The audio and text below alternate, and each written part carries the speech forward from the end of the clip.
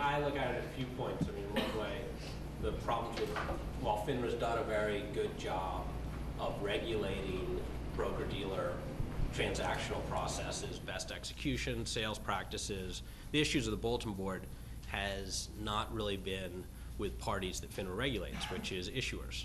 And it's how do you drive issuer compliance? And that's something we've worked hard at Pink Sheets with our Pink Sheets marketplace, really transparency driven, and then our OTCQX marketplace with qualitative and quantitative standards, which is build a market above the bulletin board.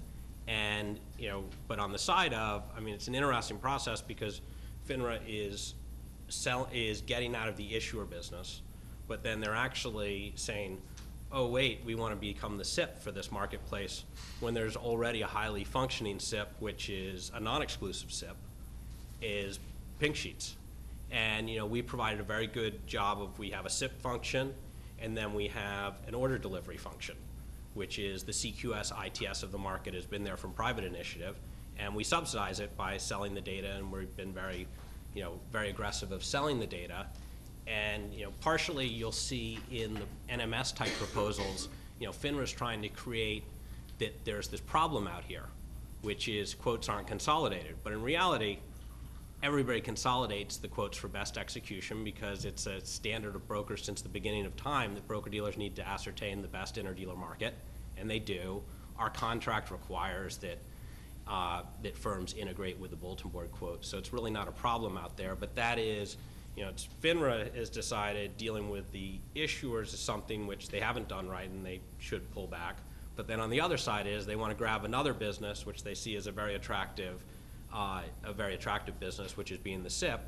And historically, the SEC has pushed back on those type of events. When they brought out the bulletin board, FINRA wanted to require all market makers submit their quotes, and and that takes away a lot of flexibility because there are institutional orders on desk, there are dark orders, there are negotiated orders, and when you have a regulator saying you have to give me your quote, and because I'm going to put it in this quote stream where I get part of the revenue, is generally there's some constitutional issues called taking, and so it'll be an interesting process. I mean, I see it as there's a huge opportunity to be much more engaged with issuers and pull out the issuers that are seeking compliance in the space, and also try to create more of a record and documentation of the issuers that are not being compliant, and so that regulatory consequences can be brought against them. But also on the other side, I think there's a great warning of the Pink Sheets marketplace at the point of sale to the investor that a Pink Sheet security is not seen as a NASDAQ listed security. So the quote is on a different feed, there's a better warning.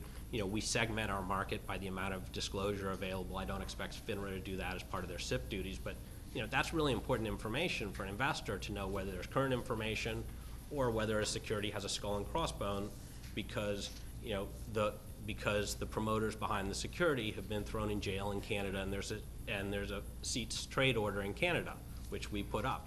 So. But I'm kind of surprised that FINRA, I'm kind of surprised of you guys' view of what the bulletin board is. I mean, I kind of viewed it as part of transparency services. I mean, it is not an issuer venue, it is a dealer quote venue. And an issuer can't get their stock listed there, only dealers can list, through 15C211 a stock on the bulletin board. And to me, it is a public facility. It is where all the dealers put their quotes so that there is transparency in the marketplace in terms of what the best market is. And I'm sort of kind of a little confused by what the bulletin board will then be in the future. I mean, will we see some sort of 15C211 amendment, or will the SEC get rid of that rule and make it or allow it to be an issuer listing venue? And so I think that will be certainly an interesting development either way.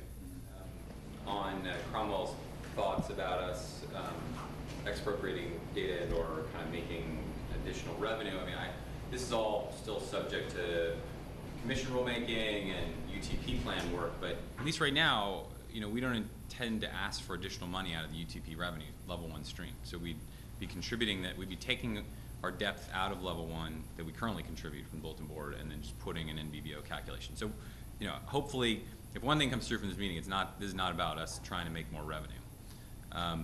Second of all, you know, we have a 15 Cap A statutory obligation to ensure the efficient collection, consolidation, dissemination of quotes in the over-the-counter market. And there's fragmentation right now in the over-the-counter market.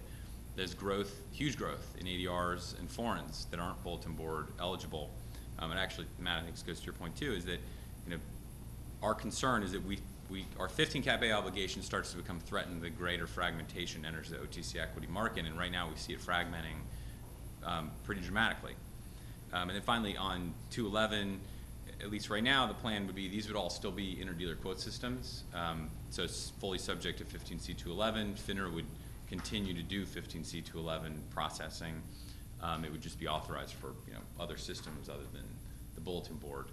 And then if the bulletin board becomes an issuer listing venue, you know, that's kind of more of a commission issue. Obviously, we've seen NMS stocks float down towards the OTC equity ranks over the last year, so it may be possible, but you know, we'd have to ask them, I guess, for that.